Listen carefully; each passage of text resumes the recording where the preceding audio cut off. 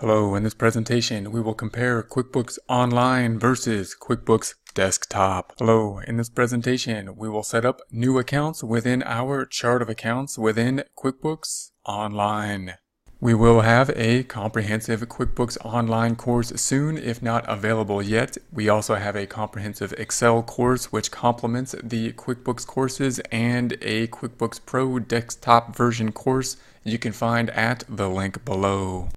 Here we are on the QuickBooks Online dashboard. We will be continuing with the Get Great Guitars problem. If you're following along with us, that's great. If not, that's okay. We will be going over how to enter new accounts into the chart of accounts. In order to do this, we're going to go over to the left-hand side where we see the accounting on the left-hand side. So we're going to go to the accounting tab, and that typically will open to the chart of accounts. There's two tabs up top, chart of accounts and reconcile. Here we have our chart of accounts. We can sort these chart of accounts in a few different ways. Note that the default typically will be by type, and that's going to be the best way generally to look at it because that's going to be the way that the trial balance will be in ordered by, and in general will be how the financial statements, the balance sheet and income statement or profit and loss will be ordered by, meaning we typically see it in order of assets, then liabilities, then equity, then income and expense type accounts.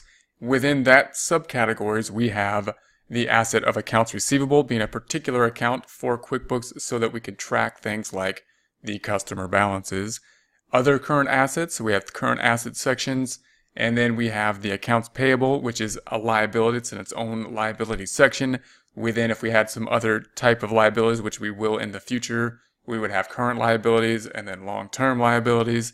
And then equity, which includes this opening balance that we're going to have to do something with at some point. We're going to have to close that balance out. And investments, owner investments, and retained earnings. And then we typically have the revenue accounts, the income statement accounts, revenue, then expenses, income, and then the expense of cost of goods sold related to us selling inventory, and then all other expenses. Note that because we don't have account numbers within the categories, such as within the expense categories, we typically would have the ordering of alphabetical order within that category. If we wanted to order in some other way, which could be very useful because alphabetical order would not be necessarily the order of importance or the most logical order, then we could add account numbers. The reason we are not doing so in this problem is because it's very easy, if we don't understand account numbers, to apply them in a way that doesn't really make sense. So if we're going to apply account numbers, we want to make sure that we are applying those in such a way that we could still order the accounts by account type, and then the account numbers will work along, ordering first by account type and then by account number, meaning we will order within each account type in a particular order.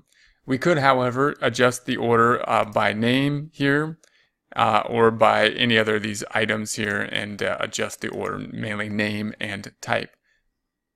So it could be useful to go through those items. Note we also of course have the filter item here, which will allow us to search for certain items within the chart of accounts. The first account we're going to add is a checking account. We don't have a checking account here, so that's going to be our cash account. So we're going to do that, we're going to go to new up top and select the new item in green.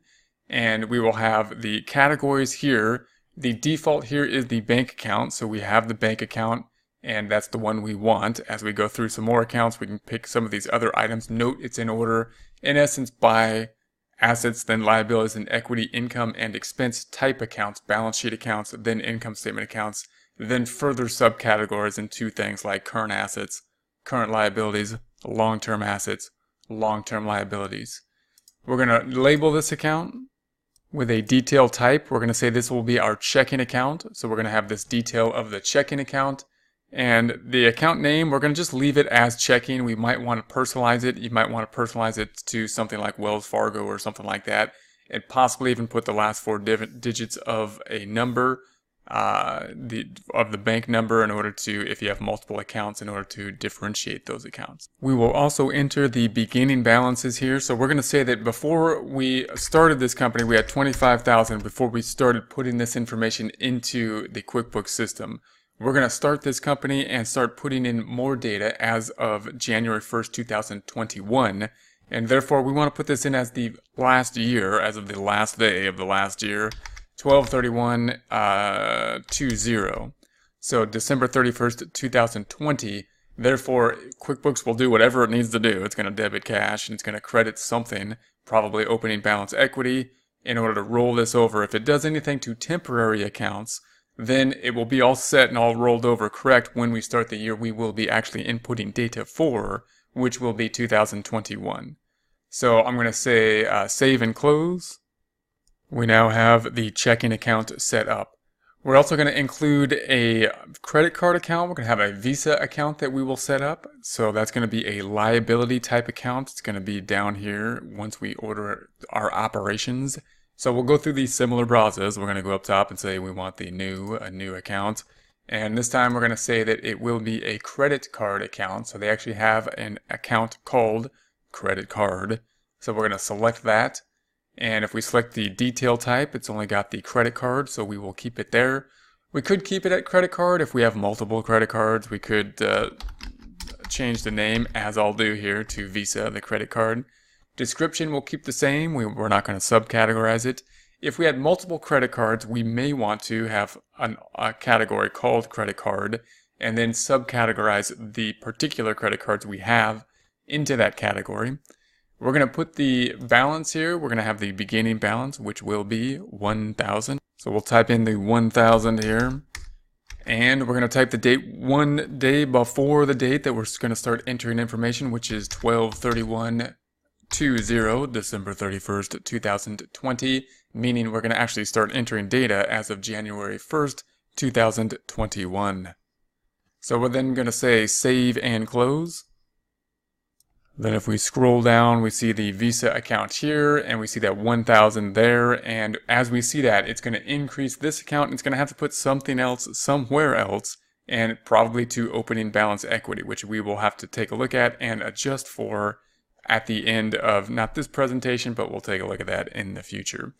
We're not going to put a loan payable. We have a loan payable on the books, which will be another liability type account, so it'll be down here. So we will go to new once again, and we're going to add the loan, and we're going to call this, it could be short-term or long-term. We're going to put it for this purposes into long-term liabilities, because the assumption is that it's going to be due over a year. So short-term would be something that we're going to pay within a year, long-term over a year, long-term liabilities. Then we got the subcategory of notes payable or other long-term liabilities. We'll keep it into notes payable for the subcategory. I'm going to actually call it loan payable. So for the name, we'll type in loan payable. Description, we will have no description here. We're going to say it's not a subcategory of anything else. And we will have a balance. That balance being 22,000. And that's going to be as of the last day of the year before the year we're going to start entering data, which is 12/31/20. So December 31st, 2020, we will start entering data January 1st, 2021. So we will save and close this item. So if we scroll down, we see our loan payable, the 22,000. Once again, that's a liability. QuickBooks must be doing something somewhere else. We didn't put a journal entry in. There's got to be 2 accounts affected by that 22. Probably went into opening balance equity. We'll take a look at that at the end of this. Then we're going to add another account, and that's going to be for furniture and fixture that we currently have. So we're going to say new account, and we're going to add furniture and fixture. That's going to be a fixed asset type of account, something that is depreciable. So fixed asset. And we're going to say it's not going to be accumulated depreciation. We can go through these building, furniture and fixture. So furniture and fixture is something that we will depreciate over time. And the name we're going to keep as furniture and fixture, no description. Subcategory none, we're going to keep that as is what it is. We will have an opening balance, however. So we will add this. It's going to be 75,000. And as of date, once again, 12/31/20, December 31st, 2020. We will be depreciating this item, so we will be tracking the depreciation. We're going to say track the depreciation. We get a message saying that QuickBooks is going to have 2 accounts for the asset, an account to track the cost, an account to track the depreciation. We have no depreciation at this point, so we're not going to put any beginning balance as of this time. So if we scroll down, we see the furniture and fixture, the 75,000, and that's really the net. We see the subcategories then, the original cost 75,000 net of the depreciation, which is really accumulated depreciation, and there is none there. And that's why the book value is the 75,000. Now that we have some new accounts in there and we've adjusted our beginning balances to have a more complete set of books, then we're going to go to the reports and see what we have in terms of reports at this time. Note that if you're starting from scratch, you may not have these beginning balances, but this is one way if you do have some beginning balances. QuickBooks makes it nice and easy to put in those beginning balances even if we're not doing a journal entry that necessarily balances out. Because if we put in all the balance sheet accounts, assets, and liabilities, QuickBooks will just basically force the other side to be going to the equity section, and then we'll just need to clean up whatever QuickBooks does in that equity section. Let's take a look at that now. So we're going to go to reports here on the left-hand side. We're going to go to reports, and then within the reports, we want to find the trial balance. First, we're going to look for a trial balance. So I'm going to say the trial balance. Here's the trial balance. And this is going to be more of an accountant type report. We will look at the balance sheet and the income statement, but the trial balance really gives us everything on one set, meaning it gives us all accounts, meaning it gives us the chart of accounts and the balances within them. We will have to deal with debits and credits a bit, but that's okay. We'll then look at the balance sheet and the income statement or profit and loss after that. So we're going to have the dates to be 12/31/21 to 12/31/21. So this actually 12/31/20 to 12/31/20. This is the date that we put stuff in there as of December 31st, 2020. The day before, we're actually going to be starting to enter the actual data for the current time period we will be working with. We're going to run that report. And here is our trial balance. A few important things to note on the trial balance. One is that it gives us all the chart of accounts. Now it doesn't give us all the accounts that, including accounts that have zero balances. So the chart of accounts was longer because it has more accounts that are currently not in use or have zero balances. But it does give us all the accounts that do have an account in it, an amount in it. And it shows it's the amount that's in there. We do have to deal with the debits and credits. And it also gives us the ordering of the accounts that will typically be the ordering, meaning the balance sheet accounts first and then the income statement accounts, or the assets in the balance sheet account, checking's an asset, accounts receivables an asset, inventory's an asset, furniture and fixtures an asset, and then the liabilities, accounts payable, the Visa credit card, the loan payable, and then the equity, which we have opening balance equity. Funny account, may never have heard of that before. It's not something we typically should see or have, and that's what we're going to have to get rid of. And then we've got the sales and other miscellaneous income. And throughout this whole process, we've never done any invoicing or any sales receipts or recorded any expenses. So how did these two get here? In the process of us setting up our checking account and our accounts receivable and our payable, typically our receivable and payable. When we set these up, see here's the other side of that entry here. That's what's giving us these amounts in the income statement. We don't want those amounts because we don't really know when the money was earned. We just know that people owed us $20,500, and therefore we want to make the balance sheet correct. It will be correct as of the first day that we start doing the actual data input, meaning if we look at this one day later than this, these two will go away and close out to the opening balance equity. So if we don't understand that, that's okay, but that's the point of us entering this information before the date that we actually start entering data.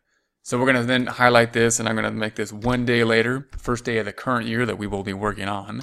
One day later, and we'll run that report, and we have the same information, except now the retained earnings is the only number here. We'd have no income and expense accounts. That's what we want. We want it rolled into retained earnings.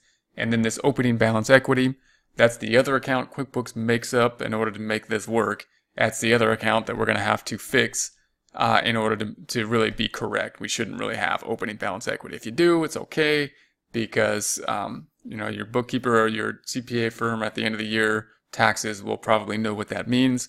but we should clean that out and put it somewhere else, in this case to retained earnings. We won't get into the debits and credits too much here, but just note that the balance sheet account, we have the assets or debit balances, we got the liabilities are going to be the credit balance, the loans are credit, and then the equities are going to be credit. Revenue would be a credit, and debits to expenses. We're going to do much of the problem going forward without trying to avoid debits and credits, which is kind of what QuickBooks is in a way designed for. There's some areas where debits and credits are either very difficult to avoid and or it's a lot easier to do some things with debits and credits and you just can't really avoid it. But we can use a lot of forms that we won't need these. But in any case, the trial balance is one form that when we look at it, we use, of course, the debits and credits. We're going to go ahead and export this report now. So we're going to select this item here and export this report to Excel. We will enable the editing. So here it is. And then there's our report. We're just going to go ahead and save that to where we would like to have it. And we're going to go to File and Save As, then to Browse. I'm going to put mine into this Excel docs for the 6 here. And I'm just going to change the name a bit. I'm going to put Section 6 before this item, and then we'll have it here. And we could adjust this down. We probably don't need the Get Great Guitars. We could just have the trial balance here, but I'll keep that as is for now. We will save that, and that is our trial balance and the accounts that we have and our beginning balances. Shortly, we will be dealing with this one here, seeing if we can do something to get rid of that opening balance equity account, that account that QuickBooks puts in place as part of the setup process, which is nice, makes things easy, but which we really should adjust for. Hello, in this presentation we will be setting up new accounts within QuickBooks Pro 2018. We will be continuing with the file we have been working on in past presentations. If you haven't seen the past presentations, that is okay. We can learn just to set up new accounts within here. We're going to be working with the Get Great Guitars program we've been working with. If you have been following along and or would like to start at this point and have access to the backup file as of this point, then you could restore that and be starting exactly where we are at as of now. In order to do that, in order to restore the backup as we've seen in the past, you want to go to the File tab and you want to open or restore and then find the backup and restore that. If you don't have that, that's okay. We're just going to see how we can enter new account information. First thing, we're opened up to the last place we were at, so I'm going to go ahead and close this window here. When you first open the program, you may be going straight to the Home tab or whatever was open in the previous time period. Note that I always recommend having the Open Windows tab open. That's helpful to me to see how many things we have open and to toggle back and forth between them. In order to do that, you go to the View tab up top and you go to the Open Windows tab. That will show you which windows are open. For me, that only being the Home tab. Now we're going to go ahead and enter some more accounts here. We started a new company. That company is selling guitars, so we have merchandise inventory. We entered some items. That was done within the item list. Those items related to inventory items. Now we're going to enter accounts. So we want to enter some more accounts. You may just want to enter a few accounts. If you do that, if you're just looking to enter a couple accounts, you could do that while you enter data. We will do that at a later time. But if you want to enter directly and see the chart of accounts and see where you're putting it, especially if you have account numbers and you want to know exactly where you need to place these things and what the names of the account and the categories of the accounts are, it's best to go to the chart of accounts, the list of accounts as QuickBooks calls it, and that is under the lists. There's a couple different ways you can get to this lists place. You can go there through the home page as well, but this drop down I think is the best way to get there because you can get there no matter where you are or what window is open within the program. So we're going to go to lists and then we're going to go to the chart of accounts. That will be our major list. This of course then is the chart of accounts that we are using.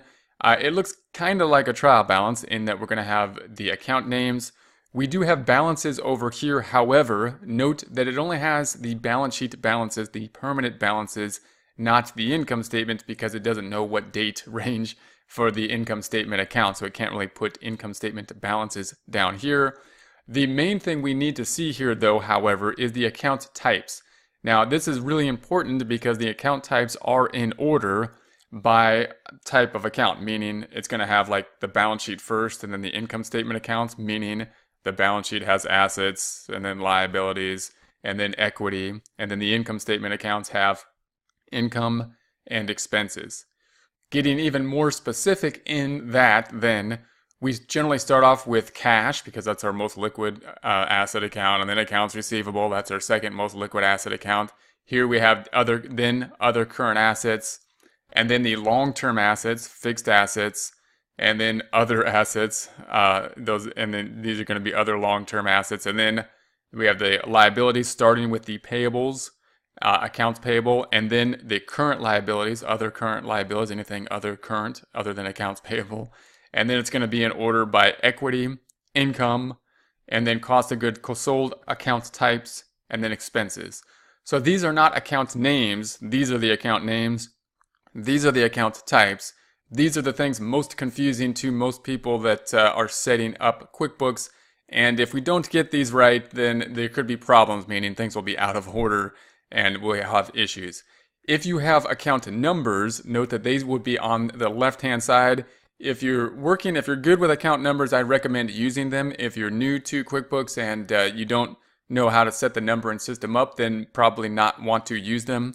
Note, however, that QuickBooks will still order the accounts in order of the account type first, assets, liabilities, equity, income, and expense, and then these orderings within there before the account number. So if you numbered, for example, accounts receivable 1,000 and then service revenue number 1, it wouldn't put service revenue on top. It would still put accounts receivable on top. It first ordering by the order of the accounts and then by account number. What the account numbers do, however, is order something like all these expenses in terms of numbering order rather than alphabetical order within the subgroup of expenses.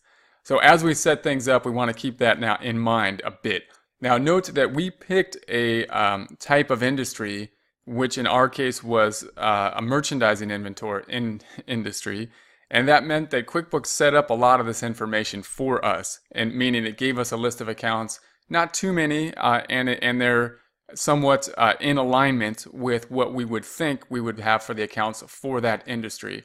So that's a good place to start. If you want to create your own accounts, that's nice because your own accounts can give you some more information exactly about what you're looking for.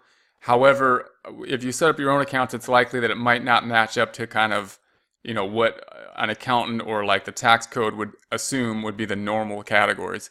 That's not necessarily bad. It might be, there's pros and cons to that.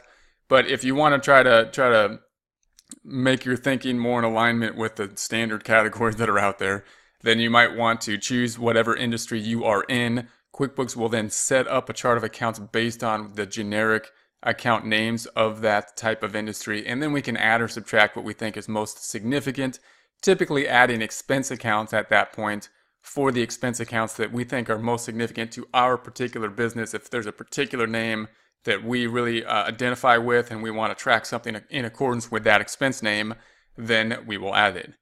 So in our case, we're going to go through this and add a few different accounts. And the first account we will add is going to be the checking account. Note that we don't have a checking account yet, so we're going to add that. In order to do that, we're going to go down to the bottom. It's a little bit unusual. We got a drop up kind of window down here, and we're going to go to a new account, and we're just going to enter one new account. We're going to enter them one at a time here and say new. Now within the checking account, we know the checking account is of course an asset, but note that it's breaking this down into more categories than just assets. We want to make that the bank account. So there's going to be specific items within the bank account, particularly the bank register that we will be using. So we're going to select that. That's going to be our item there. And we could call it the bank name. For a Bank of America or Chase or Wells Fargo, we would put that name and possibly the last 4 digits of a number so that we can identify it within our QuickBooks program. We are going to be very generic here and just call it the checking account. And so that's going to be our major checking account. That's basically all we need. We don't really need a description too much. We could have the account number, We don't have to have it, depends on what our functionality will be within these accounts. We're just going to put basically the account name. That's where we're going to track this information. Tax line item, that will be applicable if basically you're combining QuickBooks to a program. Intuit does integrate with some tax programs, and it'll kind of be able to link up to those tax programs, but it's not required to have the tax line. We're not going to mess with the tax line at this point. What we do want, however, is to enter the beginning balance, because we're assuming that we're starting this business where there's money already in the bank, and we want to put it in there without having to do a journal entry or do anything funny, and therefore we have this enter beginning balance option. It's only really there when you first set up the account. So if you're opening a new business and you're setting up the checking account and you want to put these beginning balances in there and let QuickBooks just do whatever it does to the other side of the journal entry, then we're going to set up the beginning balance and we're going to set 25,000. That's what's in there.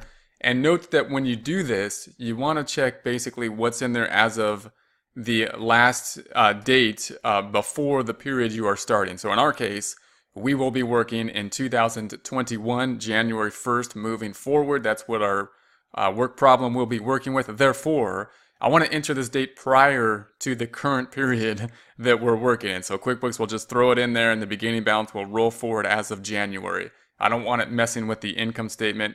Therefore, I'm going to put it in the prior year of 12/31/2000. Again, this being a problem that's going to be worked in the future, because that's kind of how it has to work when we do these things. Therefore, the time period we will be working on is 12/31/2001. We're putting this date in there as of 12/31/2000, the day prior to it, so that QuickBooks will just put it in the checking account and it'll roll forward to what we want as of January 1st of the current year 21, the year that we will be working with. So we're going to say okay, and that's the main thing we want there.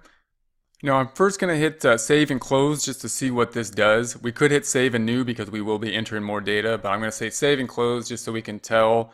And note that it's going to give us a pop-up. One-stop services, save time, your financial institutions, you could serve freely. So we're going to get, QuickBooks is basically giving us kind of an offer of what we can do now that we have basically a checking account here. These will happen from time to time. I'm going to go ahead and close this for now, and we can look at that later.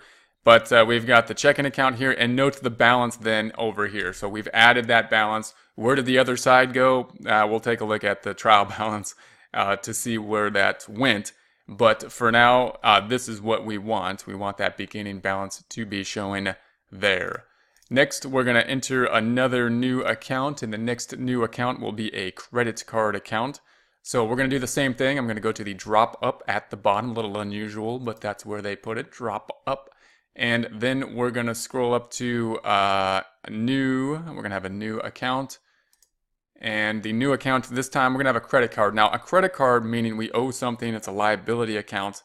However, they have a special one here. So instead of putting it into like current liabilities down here, current liabilities, we're going to put it into the special credit card. And what that does is it helps us to track that balance, because we'll have this separate credit card register that we can track. And if we're not paying off the entire credit card every month, it makes it a lot easier for us to track what we're paying, how to expense those while still not paying off the entire balance. So there's going to be the credit card that we want, and we're going to say continue on that. We're going to set up the credit card as we're going to say it's just a Visa. Again, we're going to be very generic. I'm not going to put it in any subcategory. The subcategory is just so you can take a look at if you would like. Some people really like the idea of subcategories. We might have a generic category, for example, of credit card, and then put a list of the credit cards if we have more than one within that subcategory. And then QuickBooks will group it there, and it'll also, you can minimize the groups too. So you can play around with options like the subcategories as well. But we're going to put it into just the Visa. This is our one credit card. Again, I'm not going to put a description. We're going to keep it simple. You could put the account, the card number. It's not required for us to work through it here. So if you don't need that data in there, you don't have to have it in there. Again, the tax line is going to be something specific if we were to be working with, especially, or it would work best if we were working with some of Intuit's other software and integrating that software, that tax preparation software. Otherwise, we will print out the financial statements at the end of the year and create our taxes from them. What we do want to see here is going to be this opening balance. The assumption then that we're starting this business, we already have a credit card, a business credit card that we have a balance in. We want to put that balance into the system here in some way without having to do debits and credits, without needing a journal entry, without doing anything funny. So we're going to use the opening balance function, and we're going to go ahead and enter that balance date within the credit card amount.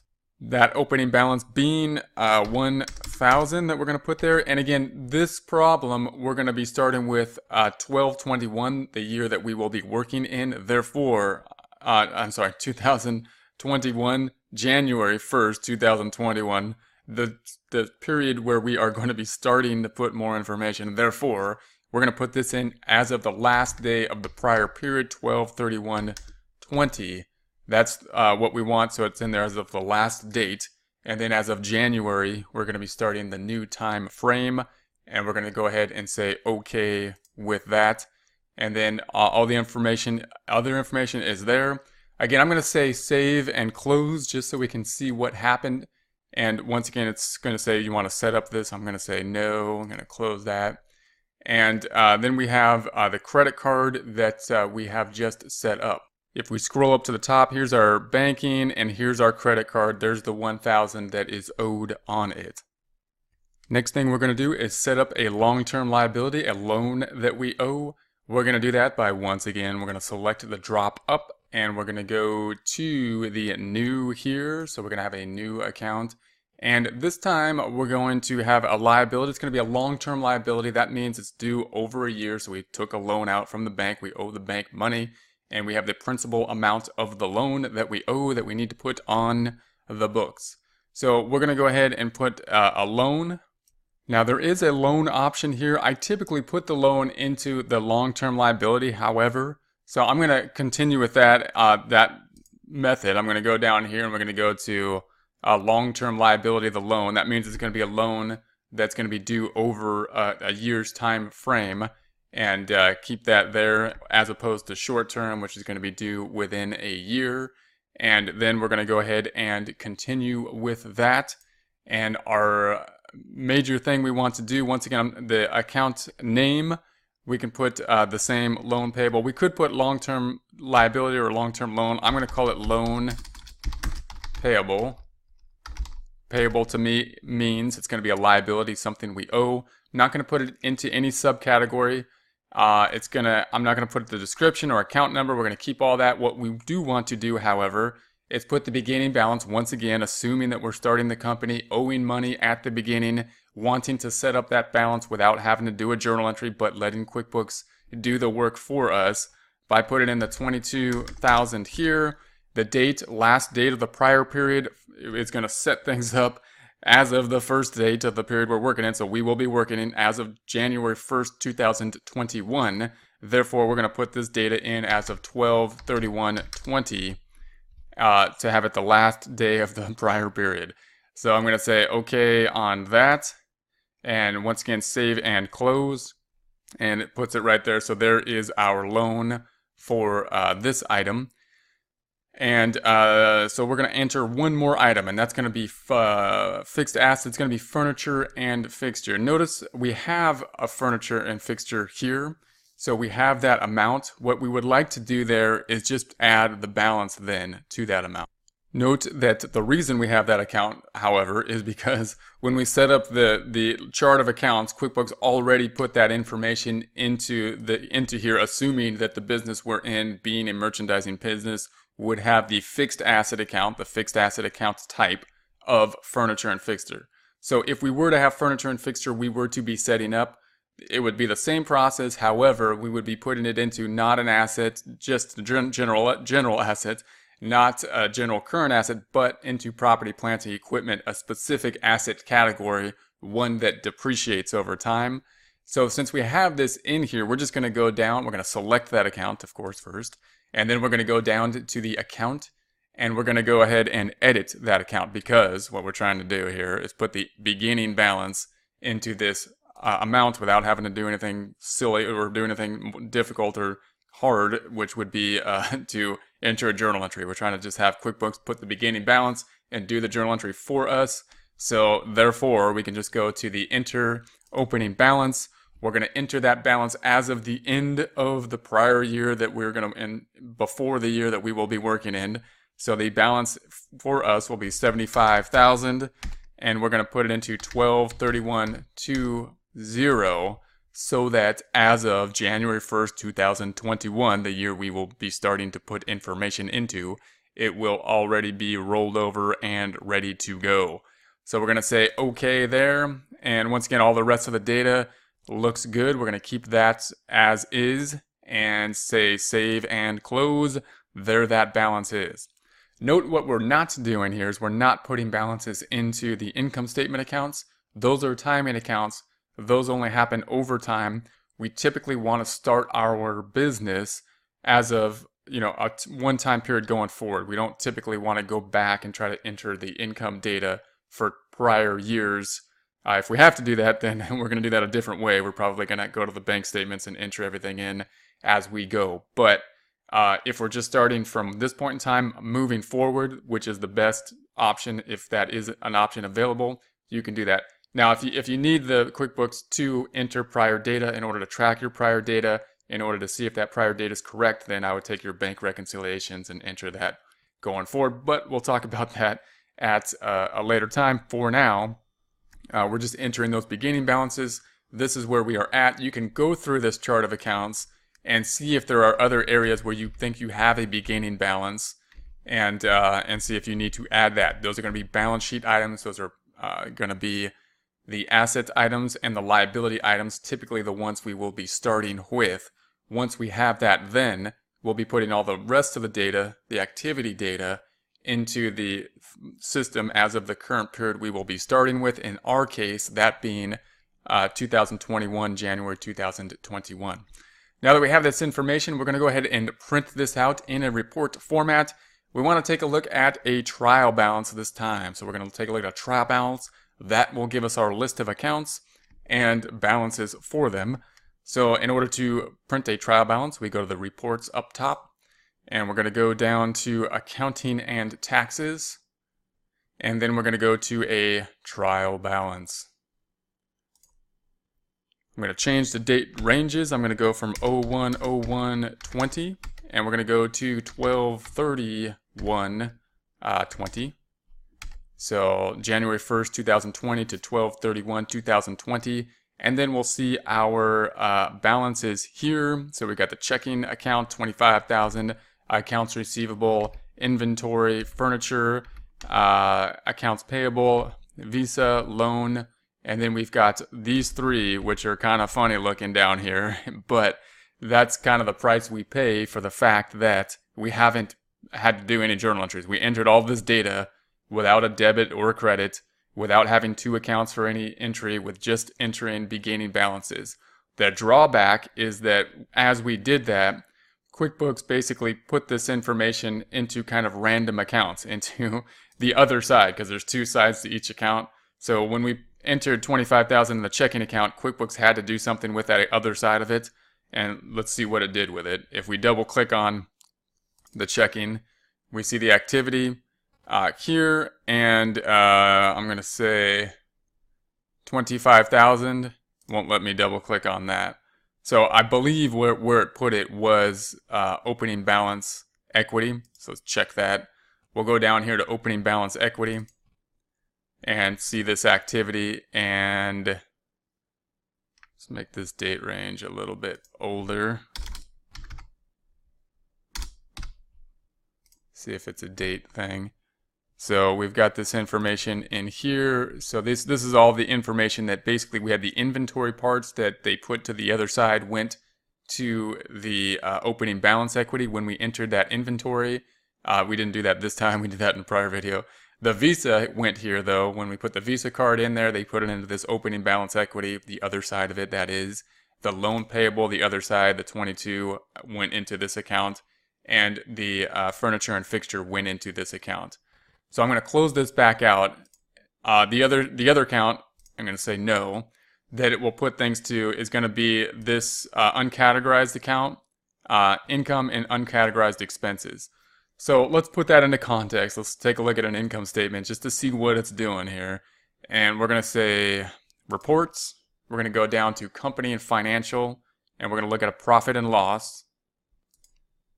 And I'm going to change the date range to 01/01/2020 to 12/31/20. And note, here's where it put that other uncategorized 20,500. Put it into uncategorized income. If I double click on that, if we drill down or auto zoom on that, then we see this information here, the 8, the 7, 5, and the 5,000. That's where the 20,500 is from. Those being the receivables, in this case, it looks like those are the receivables from the beginning balances when we put our customers in a prior video. I'm going to close that up. And then we've got the uncategorized expenses here at the 15.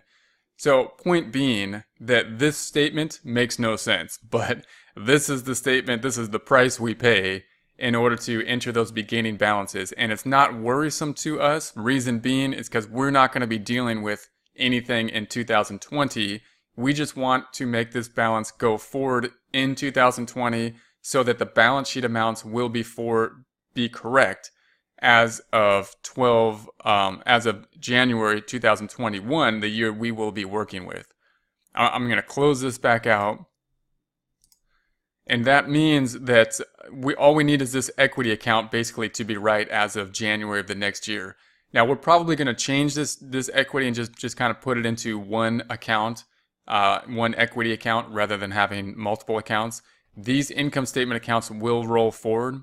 For example, if we went to 01/01/21, 01/01/21, then note that we don't have those uncategorized accounts because those are income accounts and they rolled forward into the owner's equity as we would expect. We do still have this opening balance, which is not, nice, not what we really want. So we'll probably just close that out to the equity and we will then be okay. So point being, these amounts are all correct. That's what we want to see. That's what we want on the balance sheet. We're not worried about the fact that QuickBooks kind of dumped the other side of the journal entries into these uncategorized accounts because we're not worried about the past, the income statement in the past.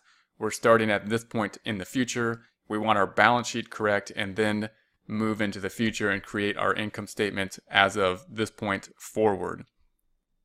Also note that I have made an error on the date of the checking account here. It's not a problem, so I'm not going to fix it, but I want to show you the problem with the date problem that was done here and what the effect is on it.